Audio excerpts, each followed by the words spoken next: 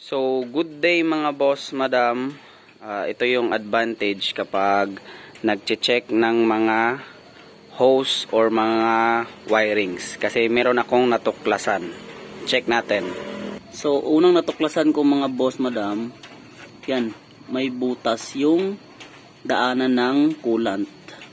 So, ganito mga boss, kahit gaano ko pa na-check yung unit, kung hindi ito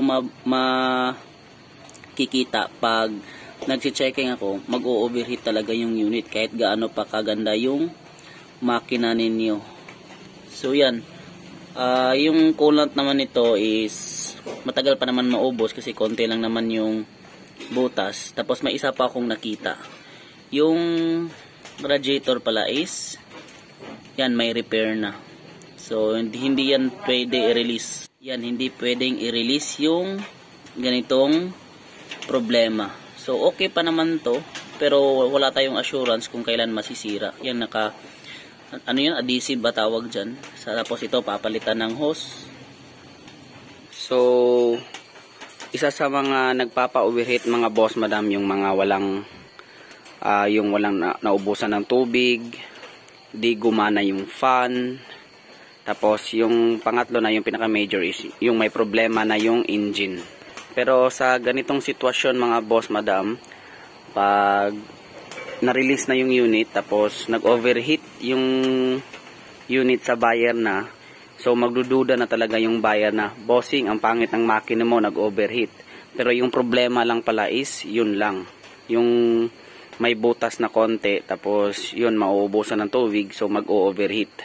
At isang problema din mga boss, madam, kung about naman sa fan, kung hindi ito iikot, hindi niya maipalamig yung coolant, so mag-o-overheat na naman. Ang problema lang mga boss, madam, di natin alam kung kailan ito masisira. Para sa akin mga boss, madam, maganda pa rin yung Japan Surplus. Kasi nga may trust issue din ako sa mga brand new. Kasi di lahat ng brand new is magtatagal talaga. Kasi na-encounter ko na yung fuel pump, brand new yun. Pero hindi nagtagal, 1 week lang yung gamit, nasira na yung fuel pump na brand new.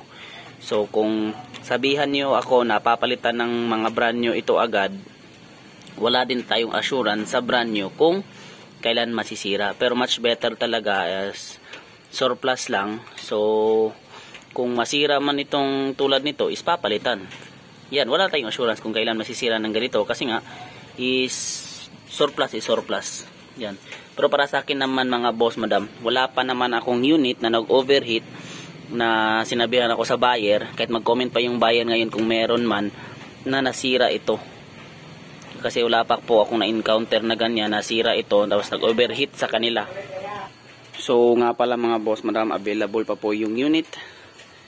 Yan.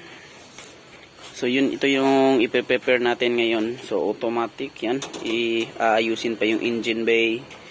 Cleaning pa. So ito, i-cleaning pa yan.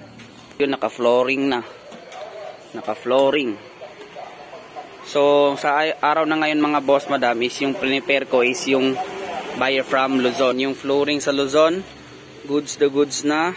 Makintab na makintab. Yung pang ilalim is goods na din. Tapos dito naman sa harap is yan, linis na lang yung kulang. Nalagay na yung malinis natin ang ceiling. Sa nakita nyo sa video ko sa live, nagbrush tayo nito. Tapos yung sun visor naman is ilalagay lang. Ang problema lang is nabasa sa ulan dahil kakatapos lang ng ulan mga boss, madam. Yan.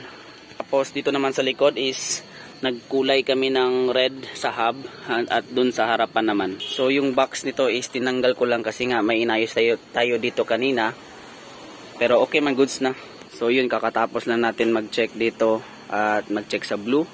Yung problema lang sa blue is hindi pa nakulayan yung under chassis dahil di dumating yung pintor. So may konting problema lang siya. So bukas na lang daw siya mag-duty. So yan, available unit, automatic 4x4, aircon, power steering. Saka may isa pa tayo dun na available na ang planong kulay natin is ito. So ito yung plano natin sa unit na yon kung wala pang buyer. Yan ay may pagka blue, green, Yan. Yung buyer from